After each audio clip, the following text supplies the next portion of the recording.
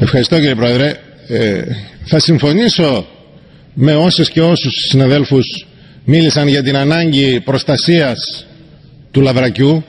Θα διαφωνήσω όμως με το σκεπτικό. Για μένα τα ψάρια δεν πρέπει να αντιμετωπίζονται ως αλλιεύματα, δηλαδή ως λία για τους ανθρώπους. Τα ψάρια είναι συγκάτοικοι μας πάνω σε αυτό τον πλανήτη, όπως και όλα τα άλλα είδη έμβιων όντων. Αγαπητοί συνάδελφοι, θα συμφωνήσω απολύτως με όσα είπε ο συνάδελφος Χρυσόγονος.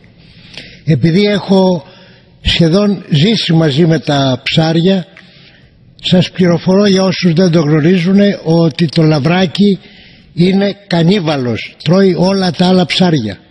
Είναι η αλεπού της θάλασσας και στο χώρο που ζει και τρέφει τα μικρά του δεν κυνηγάει τα άλλα ψάρια, παραπέρα από αυτό, για να δείτε πόσο πονηρό ψάρι είναι.